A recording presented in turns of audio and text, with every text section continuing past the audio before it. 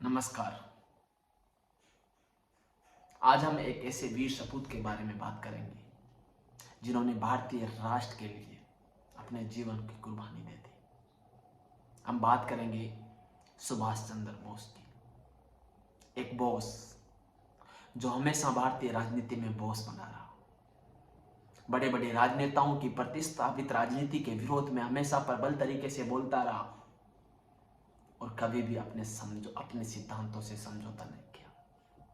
सुभाष चंद्र बोस, जिनका जन्म 1897 में उड़ीसा में हुआ था और अपने जीवन की 20 वर्ष की आयु में ICS, जो उस समय की सबसे कठिन परीक्षा मानी जाती थी, इंडियन सिविल सर्विस, उस परीक्षा को उत्तीर्ण किया और ज्ञान के स्तर पर, राजनीतिक परिदर्शक के स्तर पर अपने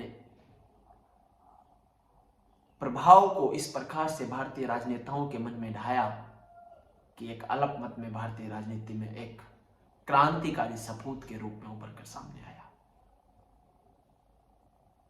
विवेकानंद की शिक्षाओं से प्रेरित और चित्तरंजन दास को अपना राजनीतिक गुरु मानकर सुभाष चंद्र बोस ने यह कसम खा ली थी कि भारतीय राष्ट्र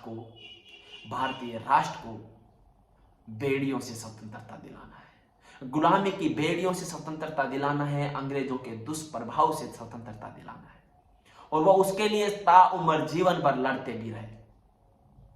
वह उन सभी समझौतों का विरोध करते थे जो भारतीय राष्ट्र की संस्कृति से समझौता करते थे। उन्होंने नेहरू रिपोर्ट का विरोध किया, उन्होंने गांधी इरविन समझौते का विरोध किया। क्या यही कारण था कि उस सपूत को भारतीय राजनीति में वह स्थान नहीं मिल सका जिसका वह हकदार था?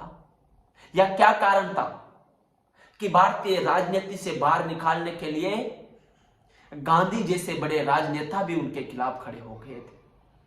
1938 के राष्ट्रीय कांग्रेस के चुनाव में गांधी जी के सबसे प्रियतम बंधु को हराकर अध्यक्ष का चुनाव जीतने वाले सुभाष चंद्र बोस को हटाने के लिए गांधी जी इस तरह अड़ गए थे कि अगर वह इस्तीफा नहीं देंगे तो मैं भारतीय राष्ट्रीय कांग्रेस से संन्यास ले लूंगा, राजनीति छोड़ दूंगा। मानसिक प्रेशर बनाकर जब वह चुनाव में नहीं जितवा सके अपने पट्टाभी सीतारामैया जी को, तो उन्होंने सुभाष चंद्र बोस को अध्यक्ष पद छोड़ने के लिए दबाव डाला।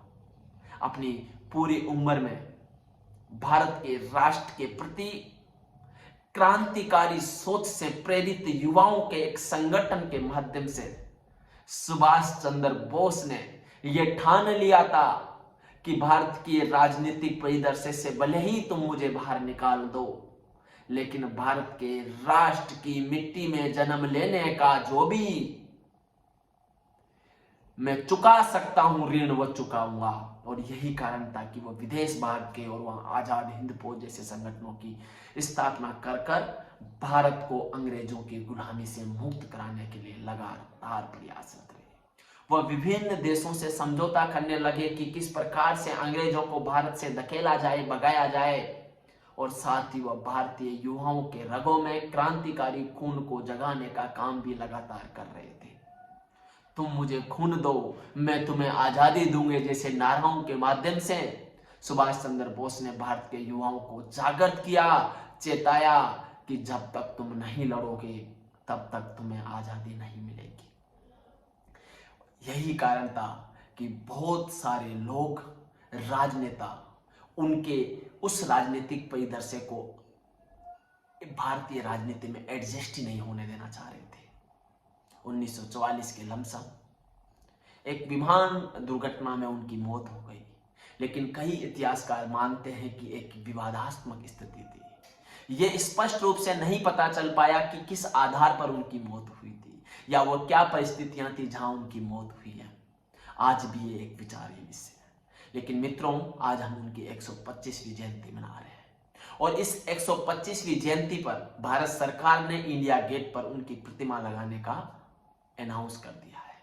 वह प्रतिमा भारत के राष्ट्र के प्रति उनके समर्पण को दर्शाएगी। वह प्रतिमा उनके साथ हुए इतिहास के अपमान को प्रतिस्थापित कर वापस उनके समर्पण को राष्ट्र के साथ जोड़कर आगे ले जाने का काम करेगी। यह बहुत ही बहुत ही सराहनीय कदम भारत सरकार का है।